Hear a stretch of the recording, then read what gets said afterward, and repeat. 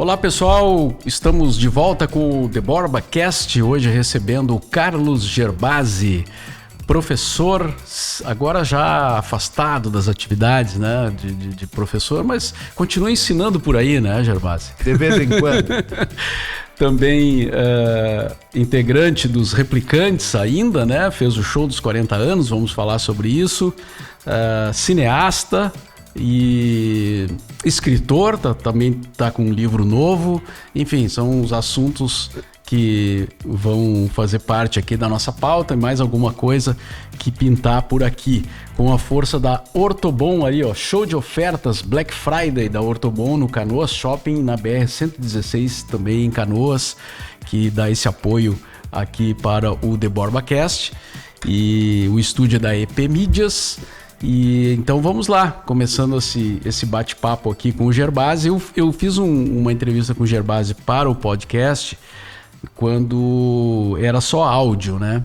Isto. E aí agora já passou um tempo, já estamos fazendo no YouTube e tem muitos assuntos para a gente falar e tal. E eu falei pro Gerbasi, vamos atualizar os fatos, né? Vamos trazer as coisas de volta e dessa vez em vídeo, que é o teu habitat, né, Gerbasi, o vídeo. Desde que eu comecei a fazer Super 8, a imagem passou a ser bem importante. Eu já escrevia antes, né? Eu te diria que o meu habitat principal é a ficção, apesar de ser professor tanto tempo, né?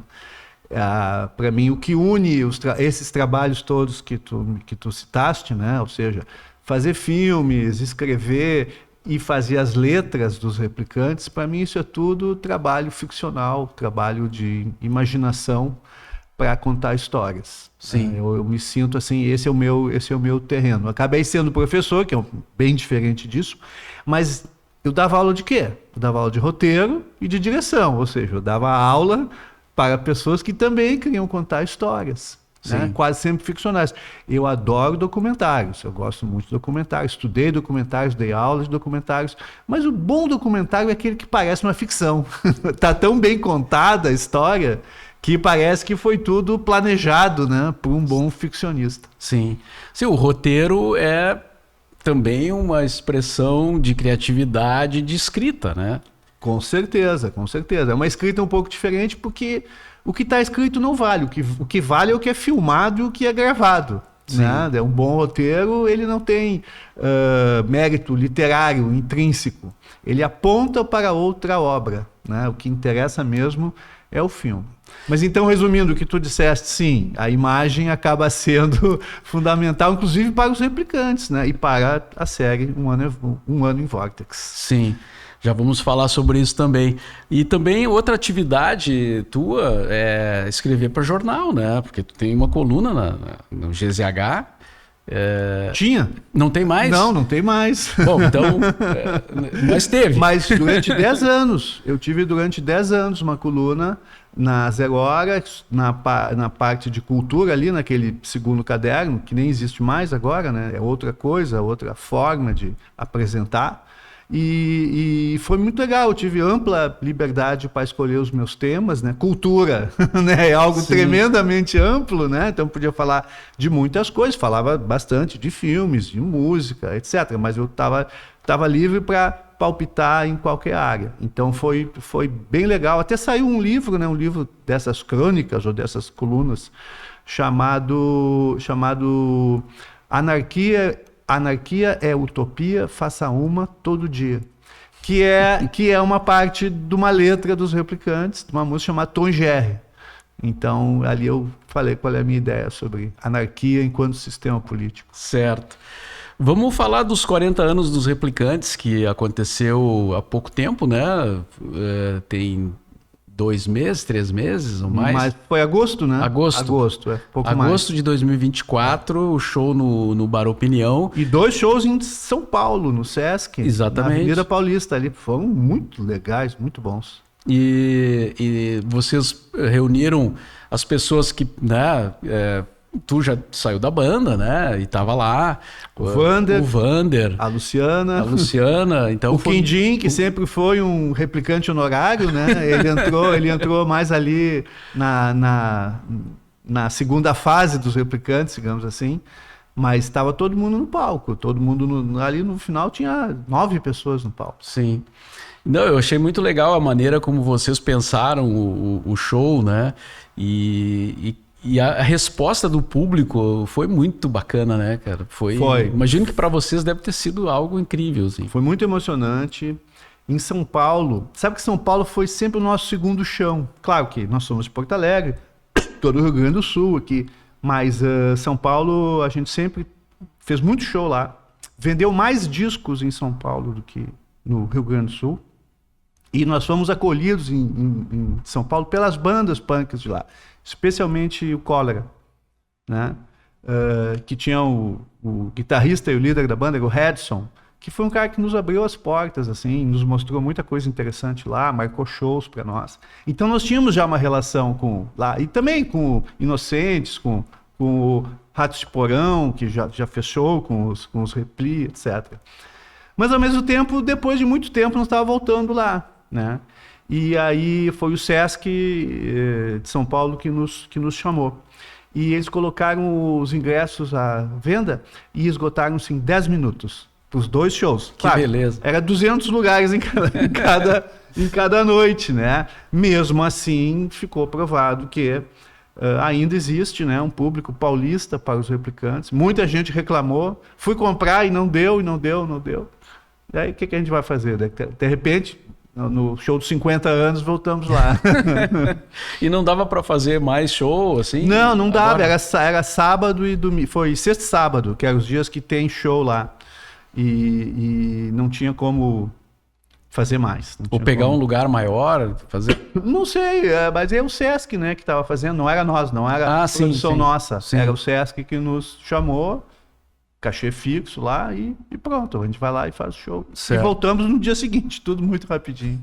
Certo. Mas enfim, foi uma data histórica, assim, né? Eu vendo o show e pensando... passa aquele filme, assim, né? Da gente o filme. Que acompanhou a banda desde o início, né? Desde o compacto aquele. Desde o compacto. Que tu seria o produtor. Que eu seria o produtor. Tu pulou fora na hora. E me arrependi. Te arrependeu, te ganhar uma grana ali. É interessante que o show estava marcado para o dia 16 de maio de 2024, que era exatamente 40 anos depois do show de lançamento, do show de estreia no Ocidente, que foi 16 de maio de 1984. Tá? E aí o que aconteceu? Em maio deste ano... A enchente.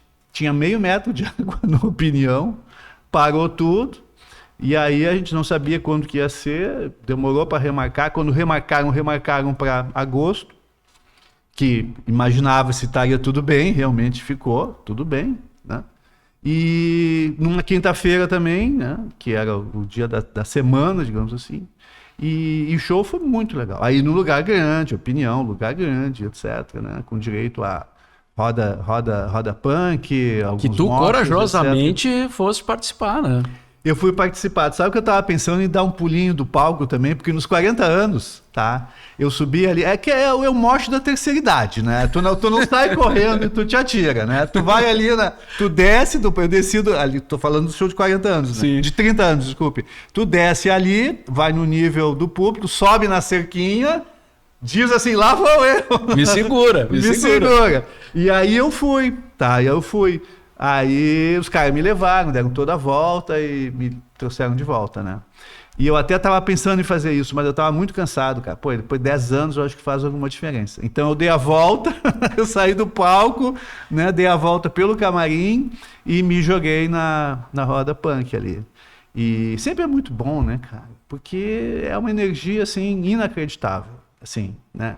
E evoluiu muito o negócio, porque as meninas podem entrar na roda punk. Acho que tem muito mais respeito do que tinha antes, né? Por quem tá ali, né? Quer dizer, é para empurrar, mas não é para derrubar. Sim. Entende? Não é para derrubar, não é para bater no outro, né? É para apoiar, né? E isso sempre achei muito bom, né? Desde as primeiras vezes que a gente viu os primeiros espetáculos punk, né? Aquelas coisas de Sex Pistols e Clash, depois Ramones, né? Essa ideia da integração muito grande entre o público e a banda, isso é o espírito do punk, né? Essa troca de energia. Se não houver troca de energia, não é punk. Pode até ser bom, entendeu? Mas não é punk. Tem que haver. Eu fiz uns vídeos ao vivo lá no Instagram aquele dia e aí algumas pessoas comentando no vídeo assim, né? Tu não vai entrar na...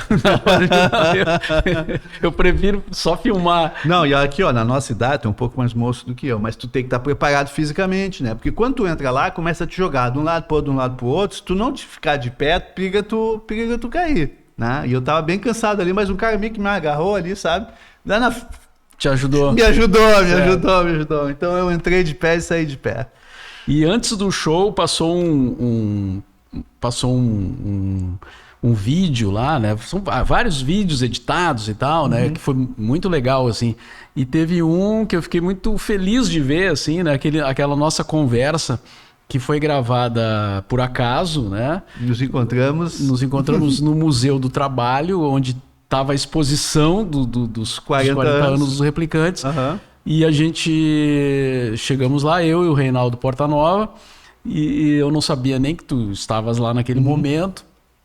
E tinha um rapaz lá que estava gravando, né? Sim. Com um celular. Fábio Lobanovski. Isso.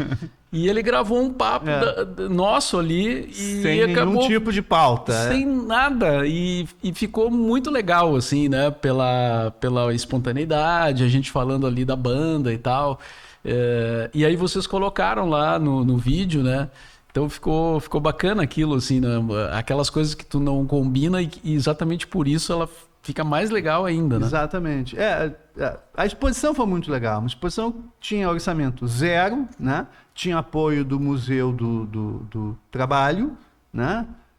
Mas nós fizemos a produção, a Paola Oliveira, curadora, eu ajudei em tudo que foi possível e fomos coletando material, né? Eu tinha bastante material, o Cláudio, o Heron também tinham, a Júlia tinha, e com isso a gente conseguiu fazer um retrato assim, de uma trajetória muito longa, né? 40 anos é muito tempo, né? E alguns itens ali são emocionantes mesmo, até para mim eles são emocionantes, porque a gente tem os originais ali, você tem as primeiras fitas, a do compacto duplo, inclusive, estavam lá as fitas originais, gravadas no estúdio da Isaek, da Carlos Gomes, ele era Rádio União, tinha um estúdiozinho ali, e esses itens estavam lá, letras de música, cartazes, muitos cartazes que fazia tempo que eu não via, um cartaz do Pedro Alice, grande desenhista, artista gráfico, que faleceu recentemente, estava lá, e eu falei com ele, estava lá também, eu encontrei ele na inauguração, foi super legal, encontrei muitas pessoas ali da trajetória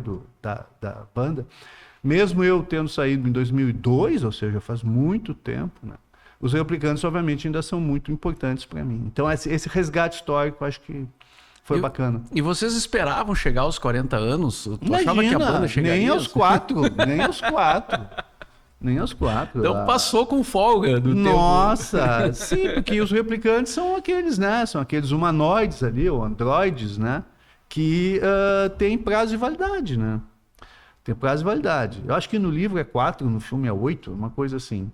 Mas nós estamos ali pelo prazer de aprender música e de fazer música incentivado pelo do it yourself, pelo faça você mesmo, das bandas que nós estávamos ouvindo na época. Nós estávamos ouvindo quem? Nós estávamos ouvindo Sex Pistols, Clash, Ramones, Dead Kennedys, né? E aí nós vimos que, esse tipo de música não só é bacana, não só é boa, não só é diferente, como é uma música acessível para nós, né? E ali a gente começou a fazer, nenhum plano de nada. Os culpados são os amigos que iam lá e diziam, fuder, entendeu? O Miranda, né?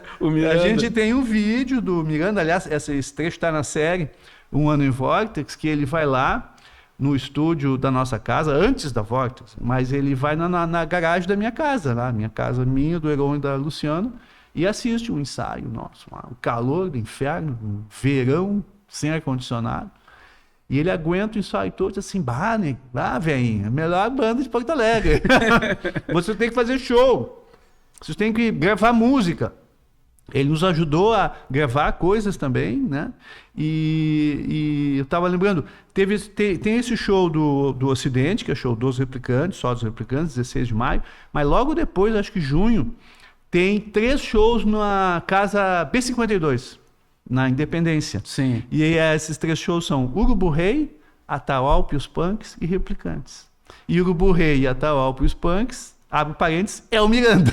É o Miranda e seus, né? E seus amigos, grandes músicos, etc. Então ele nos acolheu também. Isso foi um negócio bacana. Nós tivemos muita sorte, sabe, de ter amigos que compreenderam o que a gente estava fazendo, que nos incentivaram. E a partir daí foi. Certo. Eu queria colocar, já que falamos nesse nosso papo lá no Museu do Trabalho, que entrou no vídeo lá do show, um trecho dessa nossa conversa aqui no The Borba Cast, e a gente já volta aqui para seguir a conversa com o Gerbasi. Mauro Borba, um dos responsáveis por tudo isso. Certa tarde chegamos nós, quando a Ipanema estava na José Bonifácio, ou era a Band e depois se transformou na FM. Tu lembra disso? Ali era a Band ainda. Ainda era a Band. Na José Bonifácio. Quando a gente subiu pro morro, virou Ipanema. Virou Ipanema. Morro São Paulo. Então, estamos em 84, meados de 84. Já era Ipanema. Já era Ipanema. Já era Ipanema. Então foi lá em cima, não foi lá embaixo. em cima, foi lá em cima. Ah, então as minhas memórias já estão dando umas voltas. Replicantes já foi quando a Ipanema tava bombando. Bom, enfim, nós largamos uma gravação de Nicotina, feita no estúdio 4 canais, bastante precária tecnicamente, mas o Mauro Borba teve a coragem de botar no ar, foi isso? Sim, inclusive ouvi muitas críticas, né, a essa atitude.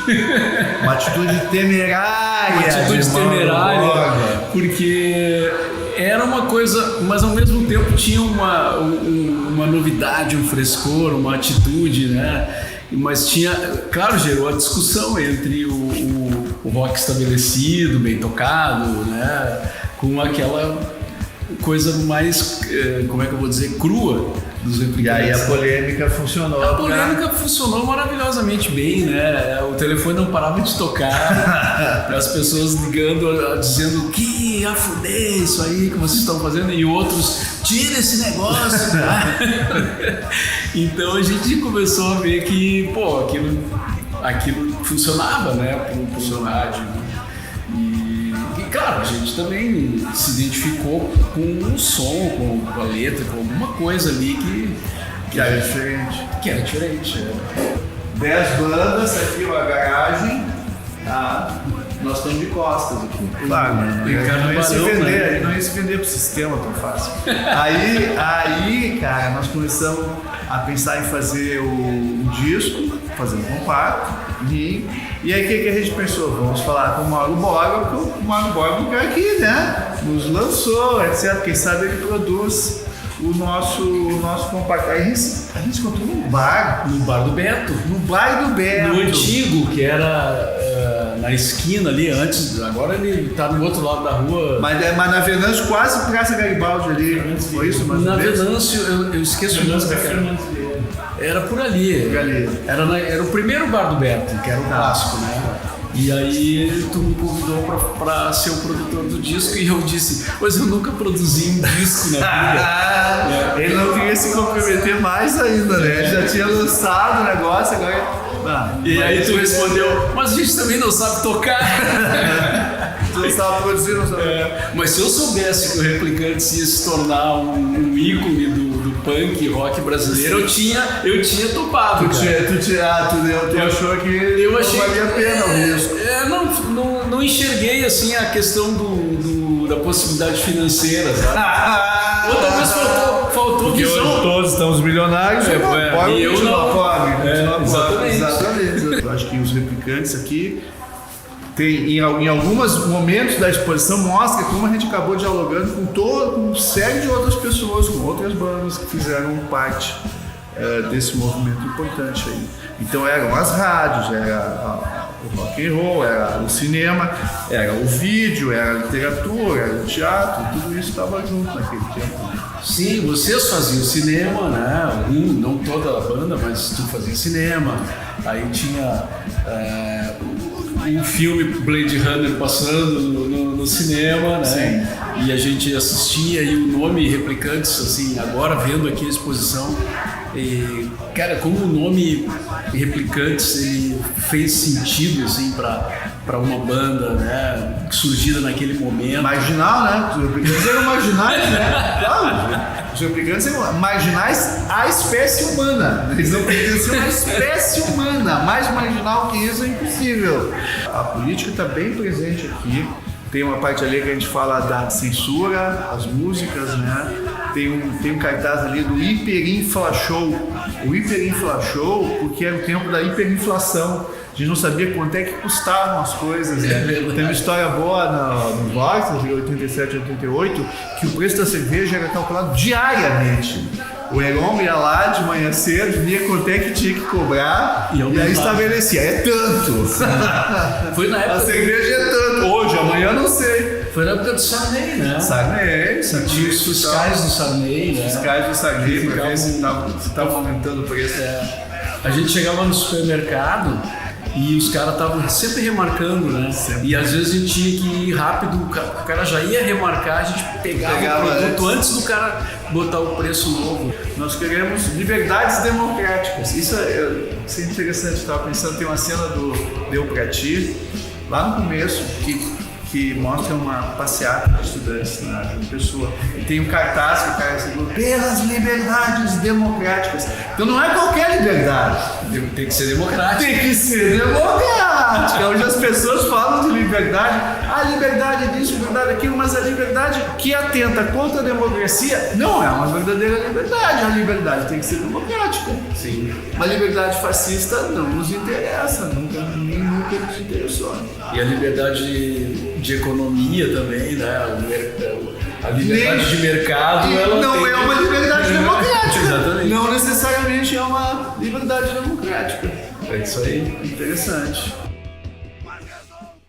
Ok, então foi um trecho aí da nossa conversa lá no Museu do Trabalho sobre os replicantes, né? Que entrou no vídeo, que passou lá no show, como a gente já comentou, que foi um vídeo gravado por acaso, mas que registrou um momento muito bacana ali daquele momento da exposição. E agora falando em replicantes e Blade Runner, etc e tal, me veio à memória umas coisas que aconteciam na casa do Giba Assis Brasil, e uma delas, além das festas, né, que tinha umas festas que rolavam Festa lá, do Raul Seixas. festa do Raul Seixas, Festa do Testão. do Testão. Tinha uma época, quando o Blade Runner estava passando e fazendo aquele sucesso monstruoso, né? Às vezes tinha umas reuniões lá na casa do Giba para ficar vendo os erros de sequência do Blade Runner. Que só vocês, como cineastas, conseguiam enxergar, porque a gente não via, né? Aí voltava a cena, né? E dizia, olha ali ele mudou a roupa, ali não sei o quê. Lembra disso? Eu acho que sim, eu acho que sim. Tinha ali as festas no Giba eram geralmente bastante intelectuais, né? E tinham regras. Né? Tinham regras, Tinha regra, né? Era Raul Seixas do primeiro ao último ouvindo todas as faixas. Isso eu te confesso que me incomodava um pouco, sabe? Mas tudo bem, enfim, né? Vai. Era ali na Cabral, né? O apartamento do Giba. Na Cabral. No Exatamente. bairro Rio Branco. Tu sabe que o Giba, quando ficou sabendo que eu estava criando uma banda de punk rock, ainda mais com o Heron, que é super amigo dele, né, e o Cláudio, que ele conhecia também de infância, ele disse, o Gervásio enlouqueceu? Eu soube disso. O Gervásio enlouqueceu. Mas, na verdade, ele tem culpa também, porque quando nós estávamos filmando Deu Pra Ti anos 70, na casa da mãe dele, Menino Deus, perto do Beira Rio ali, tem uma cena muito bonita do Deu Pra Ti anos 70, que o Pedro Santos está dançando uma música do Gênesis. E ele dança, sobe em cima da cama, pula, não sei do que, e no canto tu pode ver uma bateria ali. Né? Claramente tem uma bateria ali. E quando a gente estava filmando lá, eu me Depois, quando a gente pensou em fazer os replicantes, cada um foi comprar o seu instrumento, disse, não vou comprar um instrumento, sei lá se eu vou bater nesse negócio e essa bateria vai servir para mim mais do que 1 ou 2 ensaios. Aí eu liguei pro Plínio, o irmão do Giba, disse assim, Plínio, aquela tua bateria tá encostada ali, onde ela tava, né, um tempo atrás. Ele disse, tá ali, tu não quer me emprestar ela? Então foi o irmão do Giba que emprestou a sua bateria Pinguim, para mim me emprestou, eu fiquei com ela, sei lá, alguns meses, depois disse, não, eu vou ficar com ela, eu vou te comprar. Acabei comprando a bateria do irmão do Giba, o Plínio. E tu vê só, e agora eu lembrei de outro comentário do Giba, quando vocês fizeram um show na reitoria, que era Replicantes e TNT, se não me engano. Lançamento do Futura Vortex. Exatamente. Não, desculpe, lançamento do compacto. Lançamento do compacto. É 85. Eu acho que foi o primeiro show num teatro, assim, né? Sim, acho que sim. É que assim, ó, a trajetória é muito louca. No final de 84, a gente fez um show no Marinha do Brasil para 50 mil pessoas. Aquele MPG, não sei o quê, que era gratuito, etc. Então a gente já tinha feito grandes shows, mas nós não tínhamos ainda organizado, produzindo um grande show. Pô, e na reitoria, né? Um lugar grande, etc. Um lugar clássico da cidade. Um lugar clássico da cidade. Realmente aquele show foi muito legal. O TNT estava surgindo também na época, a gente conhecia, tinha ouvido algumas músicas, né? Bota os guri a tocar aí. Então, tocando. Naquele dia, quando terminou o show do TNT Replicantes na reitoria, eu encontro o Giba Assis Brasil, essa mesma figura que disse que o Gervásio tinha enlouquecido de fazer uma banda punk. Eu encontrei com ele na saída, eu disse, e aí, Giba, o que tu achou? Ele disse, olha, agora vendo isso aí assim acontecer, eles tocando aqui no teatro, eu respeito. Eu respeito. Ele não disse eu gosto, ele né? Não disse eu gosto. Ele disse que eu respeito. Mas é isso mesmo, cara. Eu acho que a gente tem gostos, a gente tem estéticas que nos dominam durante um certo tempo, ou a vida inteira, no caso, né? E tu tem que saber o que tu gosta e respeitar os outros gostos, né? Sim. Tem uma história boa com o Ivo Azevedo, Ivo Sebem Azevedo. Meu colega no Anchieta, depois baterista, né? Baterista de jazz, um baterista refinado, né?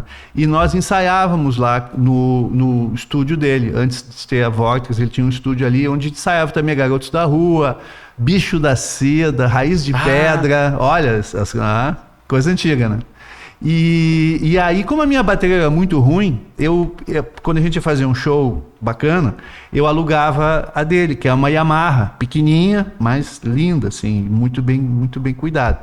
E ele ele cuidava da bateria, ele ia nos shows junto, armava a bateria, ficava esperando, voltava conosco. Alguns shows foram assim, né? Aí eu lembro de um show que eu errei bastante nesse show, sei lá, fiz alguma coisa, se caiu a baqueta, alguma coisa assim. Eu não estava muito satisfeito, né? E terminou o show, ele estava recolhendo a bateria.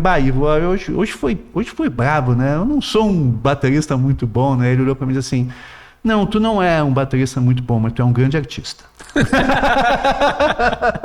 E o que interessa é isso, meu amigo. O que importa é a atitude. O que importa é isso no punk rock, né? Aí eu fiquei bem feliz, porque realmente é isso, né? Mas a ideia do Replicantes era isso, essa. Né? Claro contestar. Claro que os guri hoje, o Heron e o Cláudio, tocam muito melhor do que tocavam. Eu fui me aprimorando também, com certeza, né? Eu não era o mesmo baterista 7, 8 anos depois que eu comecei a tocar bateria, mas nunca tive técnica nenhuma, não sei ler partitura de bateria, mas o que interessava é que os Replicantes faziam uma música que era relevante para muita gente. Sim. Né? Então, é isso. Exatamente. E muita gente boa aí do cenário mundial foi aprendendo no decorrer da estrada também, né? Claro. Tem gente que... pega os primeiros discos de algumas bandas, os primeiros vídeos, assim, tu olha, né? Hoje tu vê o cara é um músico, né? Claro, tem muitas maneiras de aprender. Tem a maneira mais acadêmica ou livresca, digamos assim, ou, enfim, de ralar muito para saber teoria de música, e tem outras pessoas que vão aprender enquanto caminham, enquanto cantam, enquanto tocam, né? Exatamente. Os dois caminhos são bons. E o outro evento que a gente tem que falar aqui é é Um Ano em Vortex. Isso. Né? Que é uma série, né? Baseada era um bar, mas também era, ao mesmo tempo era um entreposto. O entreposto é bom, entreposto musical. de fita cassete, de material sobre bandas, né? Que vocês abriram ali na Protásio Alves. Protásio Alves 737. Era uma casa, né? Era uma casa de família que estava para alugar. Nós tínhamos assinado para fazer o segundo disco com a RCA, que viria a ser o Histórias de Sexo e Violência, e nós tínhamos recebido um adiantamento na hora de assinar o contrato. O Future Vortex tinha vendido bem, né? E aí, na hora de fazer o novo contrato, nós queríamos um adiantamento. E aí, negociamos e recebemos um adiantamento. Né? Nós 4 e mais a Luciana. E decidimos, então, separar um pouco daquele adiantamento para abrir um lugar para nós. Principalmente para ter um estúdio nosso. A gente estava sempre tocando em estúdios de outras pessoas, pagando, etc. Não, vou botar uma casa que a gente tem um estúdio. Tá, mas só o estúdio? Não, só o estúdio, né? Não dá para ter uma casa, só o estúdio. Vamos abrir, então, um bar. Vamos abrir, então, uma loja. O Wander sempre teve essa ideia de, né? De fazer uma loja de discos alternativos, de rock, né? E aí, então, a gente resolveu abrir. Durou exatamente um ano, mas nesse ano rodou muita coisa aconteceu lá dentro. E a origem da série é o seguinte, várias bandas faziam uma espécie de show dentro do estúdio, que não tinha palco lá, não tinha lugar para fazer palco, mas tinha o estúdio. Elas iam para o estúdio, eu entrava no estúdio com uma câmera, VHS, e essa câmera mandava o sinal, mandava imagem e som para 3 monitores espalhados pelo bar, né? E aí as pessoas estavam sentadas no bar, tomando uma cerveja, e viam a banda tocar ao vivo. Né? Isso é um negócio diferente. Era muito diferente. Claro. Apesar de toda precariedade técnica de imagem e de som, era uma coisa muito viva, muito pulsante, né? E um monte de banda fez shows lá, outras usaram o estúdio para gravar, né? Talvez as mais famosas, digamos assim, Graforré Filarmônica gravou sua primeira fita no nosso estúdio lá na Vortex com o Wander Wildner de engenheiro de som, tá? E essa fita, até hoje é um clássico, eu acho um clássico. A fita dos Cascaveletes, que talvez seja a fita que mais vendeu durante um bom período, né? Essa não foi gravada lá, mas os Casca levaram lá várias músicas gravadas em diferentes estúdios. Acho que o Wander compilou, e aí a gente fazia cópias e vendia lá e distribuía por reembolso postal. Então, fora isso, todas as bandas que estão na série, né? Até o Alpios Punks, os Rebeldes, Verdos, Smog Fog, enfim, os Cobaias, Barato Oriental do Nenung Vocês conseguiram reunir todo mundo para gravar? Sim. A minha ideia lá em 2015, 2016 era eu vendo aquele monte de fita VHS lá, sabe? Lá no bar, né? Tem tudo isso guardadinho. Tudo guardadinho. Com umas capinhas de plástico para não mofar as fitas, né? Tem que guardar bem as fitas, sim, senão elas vão para o espaço. Mas eu pensei, essas fitas vão acabar indo para o espaço. Vamos digitalizar esse negócio, nós digitalizamos, então eu fiz uma seleção, né? E comecei a ver quais bandas poderiam voltar, né? Cascaveletes não dava mais, o Flávio tinha morrido, eles não estavam mais fazendo shows juntos, né? Graforré tentei reunir, não consegui. O Frank está me prometendo que um dia, né? Quem sabe na segunda temporada da série, né? Mas assim, muitas outras bandas adoraram a ideia e foram para lá depois de muito tempo. A Verdos, por exemplo, fazia 35 anos que eles não tocavam e eles voltaram a tocar na série. E agora vão pro show no Ocidente, dia 28, quinta-feira. Eles vão fazer pela primeira vez um show depois de tanto tempo ao vivo. Então, esse contato com os músicos, né, que acabam se tornando parceiros, e alguns deles amigos do peito, né? Até o Alpios Punk são todos meus amigos do peito. Eles estavam lá junto com os Replicantes, né? Sim. É o Castor, é o Flu, é o Paulo Melo, o Carlinhos, né? É de gente amiga e que a gente conheceu a vida toda. Só deixar bem claro pro pessoal que dia 28, quinta-feira, é de novembro, né? 28 de novembro. Caso a pessoa esteja vendo esse podcast aqui depois, né? Aí já passou. Mas pode ver a série. Mas pode ver a série. Pode ver a série. Mais importante até. Que vai passar tá na Cubo Play. Na Cubo Play. Streaming, Cubo Play. É baratinho, tu aluga ali o episódio e assiste. E ela já tá pronta? A série? Sim. Claro, né? Se estreia sexta-feira, vai estar aqui. Não, de repente podia estar faltando algum detalhe. Tá pronta há um bom tempo já. Foi uma longa trajetória. A série começou a ser gravada em dezembro de 2019. A gente gravou Os Cobaias e Barato Oriental. E a ideia era continuar em março. A gente fez um dia, 2 bandas, no estúdio Porta da Toca. E aí o que aconteceu? Pandemia. Aí parou tudo. Março o mundo tinha parado. Sim. Então ficou tudo parado nesse período, 2001. Nós fomos retomar em 2002, ainda com as pessoas com máscara, alguns com máscara, teste ainda de Covid. E aí gravamos as outras 5 bandas, né? Então são 7 episódios. Aí já foi no estúdio da Cubo Filmes, né? E depois um longo trabalho de edição. Aí tem que dar os créditos para Alexandre Desmussot, que foi meu aluno e que é meu parceiro hoje de edição. Um trabalho extraordinário, porque tu tem que pegar lá o material de arquivo, VHS, digitalizar. Aí fazer uma montagem paralela com a banda tocando agora, né? Com muito melhores condições de som, né? Só que tu tem que passar de um som para outro, uma imagem para outra, e voltar com uma certa coerência, editar com as pessoas que foram lá também falar a respeito do bar. Então é um trabalho, documentário dá muito trabalho. Eu prefiro ficção. E então essa é a série que se chama Um Ano em Vortex. Isso. Que vai estrear agora sexta-feira na Cubo Play, no streaming. E 29 de novembro. 29 de novembro. E tem, mas vai ficar em cartaz. Vai ficar lá. E tem o show no Ocidente, que é comemorativo, né? Exatamente. Ao lançamento da série.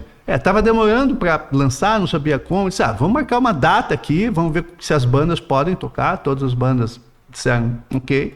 Aí eu dei um empurrão na Cubo Filmes lá, vamos botar no ar esse negócio aí. E aí deu certo. E acho que vai ser um show bem, bem emocionante, né? Eu costumo dizer assim, para quem estava lá vai poder relembrar, e quem não tem a menor ideia, acho que vai ser uma liçãozinha Exato. De história, né? Vai ter uma noção. Aquele bando de maluco ali. Aliás, temos imagens, né, da série. A gente tem um teaser aqui. Tem um teaser, vamos rodar. Vamos rodar, então.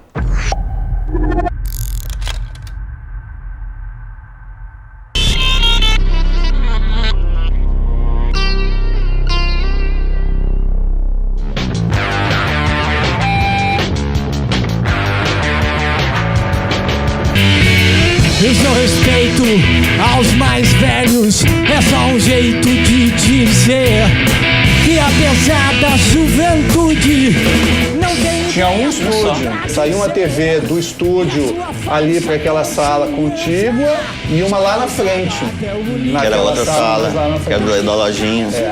Mas tinha ensaios normais. Ensaios normais, assim como os cascaveletes também. Então tudo funcionava no Bar Vortex ao acaso, né? Ninguém mandava em ninguém, não se mandava nem nos 2 funcionários que nós tínhamos, que era o Kleber e a Vera Costa. Dançar direito é que é dançar errado. Pare de dançar direito. São considerados os músicos mais dementes do Sul. Porque as bandas eram assim, né? Ia 3, aí faltava um, aí o outro já entrava. Eu não tocava nada, eu não sei nem tocar. O que eu faço? Eu falei, faz o que tu quiser, pô.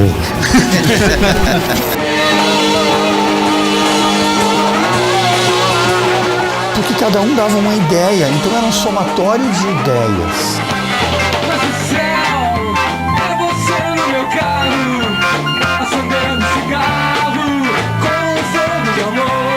Mas essa anarquia levou com que as pessoas, os nossos amigos, frequentavam o bar o tempo todo. Resolvi desenhar Vortex. parei na frente, lá do outro lado da rua, peguei um pedaço de papel e anotei, fiz a caneta mesmo, um croquis ali. O Cláudio gostou e acabou ampliando aquele desenho e botou no quadro na casa dele lá.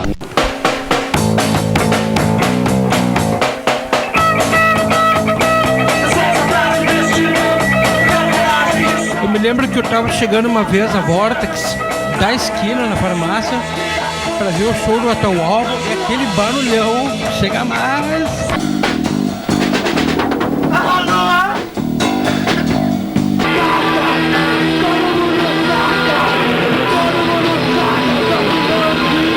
A gente nunca teve essa coisa de escola musical.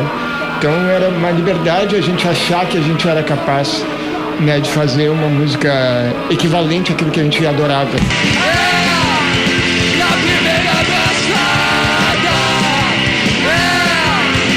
Era catártico, era uma coisa assim que não tinha explicação, por isso que era tão inovador.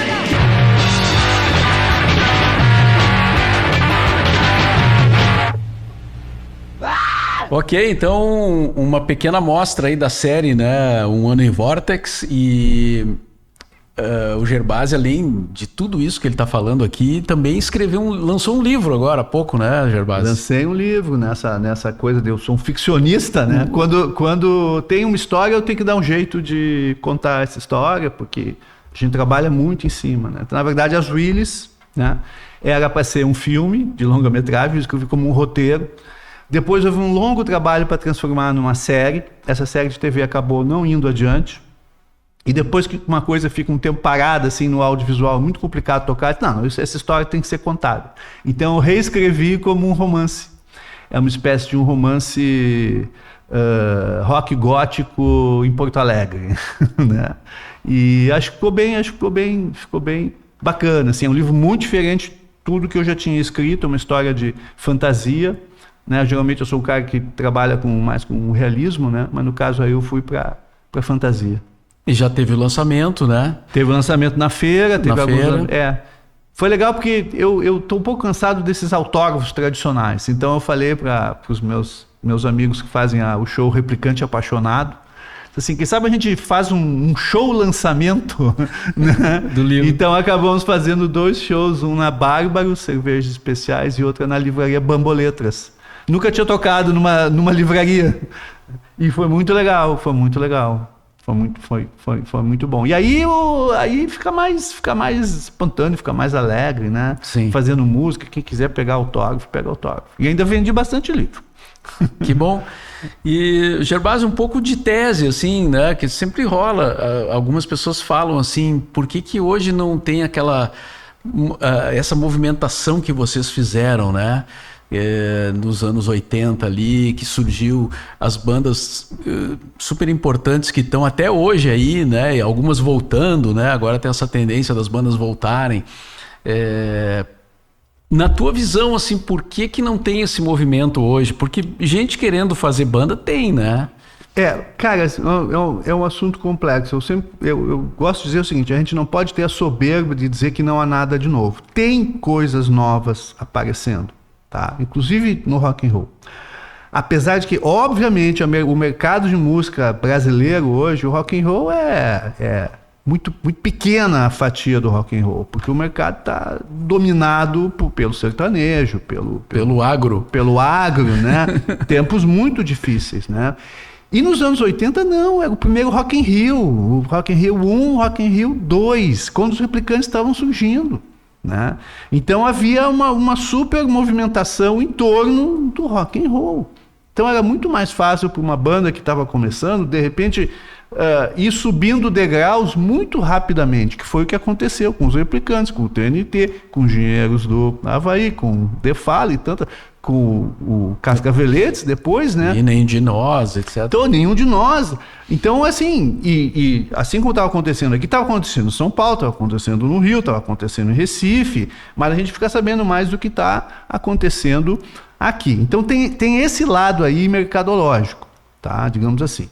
E tu tem que ver como é que está a música hoje, né? Eu vendo, enfim, dei aula durante muito tempo e depois a gente fazia umas festas do Techcine, né? Eu botava som de vez em quando, eu botava rock and roll, mas quando os alunos iam botar show, eventualmente eles tocavam rock, mas não eles estavam tocando também músicas contemporâneas, mas era um hip hop, era uma coisa mais experimental, era uma coisa muito distante do rock and roll.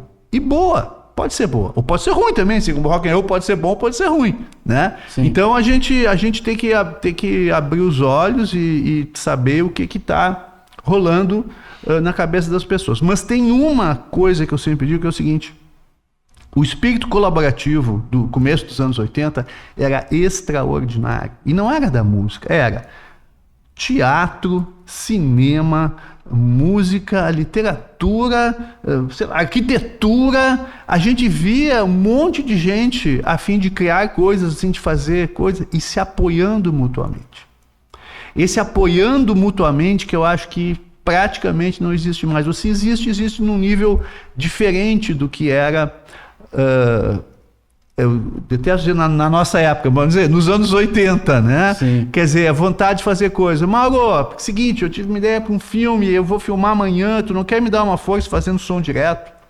Mas eu nunca fiz som direto. Tá, mas eu te ensino. Então eu vou. Tu entende? A gente não ia fazer um contrato. A gente não ia perguntar quanto é que cada um vai ganhar.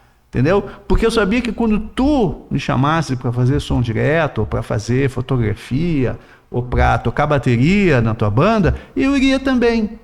Então havia essa troca de trabalhos, essa troca de experiências que acabava sendo bom para todo mundo, né?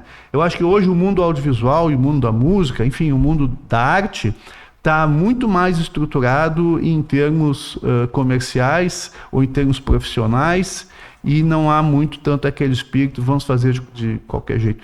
O Vander tem uma hora na série, né? A gente fala bastante de como é que funcionava o bar, né? E o Vander diz assim: pô, ninguém mandava em ninguém. Toda a ideia era devidamente absorvida. Então eu tinha uma ideia, vamos fazer uma fita assim, e o Cláudio diz assim: quem sabe a gente compra cerveja não sei aonde, barará. Nenhuma ideia era considerada errada. Toda a ideia era apoiada até que ela desse errado por ela mesma. Então, tem o fato também de que, no caso de Porto Alegre, né, as rádios ajudaram. Nossa, né, bastante. Tremendamente, porque as rádios também tinham esse espírito. Quando nós te levamos lá a fitinha do Nicotina, gravada no estúdio, 4 canais, né, com uma qualidade técnica certamente inferior a tudo que tu tocava na rádio, o que tu fez? Tu botou para rodar. Quer dizer, aceitou aquilo ali. Com um pouco de receio. Meio cagado, digamos assim, mas botou. E aí quando começou a tocar o telefone, tu teve que... Tive que assumir. Né? Quem eram aqueles caras e ali? até as broncas que eu levava também, né? Exatamente. Porque tinha gente que reclamava. Mas por quê? Porque tu teve coragem, não exatamente coragem, mas tu teve esse espírito, digamos assim, aberto para o novo, né? E vendo que as pessoas estavam tentando fazer alguma coisa, tu foi lá ajudar do jeito que tu podia ajudar, que é rodando. Sim. E na verdade tu deu uma dentro. Sim. Tu deu uma dentro, assim, com os Replicantes e com outras bandas também, né? Sim, até com bandas de fora, né? As bandas nacionais e internacionais. E outra coisa que me ocorreu agora, assim, eu te conheci o Giba e conheci a Martinha Biavaschi e, enfim, todo aquele pessoal que fazia teatro, cinema e música ali em função também da rádio, né? E a gente acabou formando não era um grupo organizado, mas assim, tinha uma peça, mandava lá para mim, eu falava na rádio, né? E aí outras pessoas da rádio também se integraram e isso tudo gerou isso que veio exatamente chegar até aqui, né? Chegar até aqui, exatamente. Então, isso é um momento especial, realmente, né? Dessa troca cultural, né? Entre artistas, quase todos da mesma idade, alguns mais jovens, outros mais velhos, né? Mas todos pensando em fazer algo interessante, né? Sem pensar necessariamente, e a minha carreira profissional, como é que fica? Né? Como é que eu vou sustentar meus filhos? Não tinha filhos ainda, depois quando vem os filhos é um problema. Mas assim, é fazer o que dá na telha, naquele momento, com a maior criatividade e a maior liberdade de expressão possível. Até para errar, eventualmente, né? E se errava também, mas sem medo. Sim. Né? Sem medo. Isso é um momento especial. E antes da gente começar aqui o podcast, tu estava me falando de um documentário dos Replicantes que vai sair também, né? Sim, um documentário de longa-metragem. Se chama Seja Punk, mas não seja burro. Muito bom.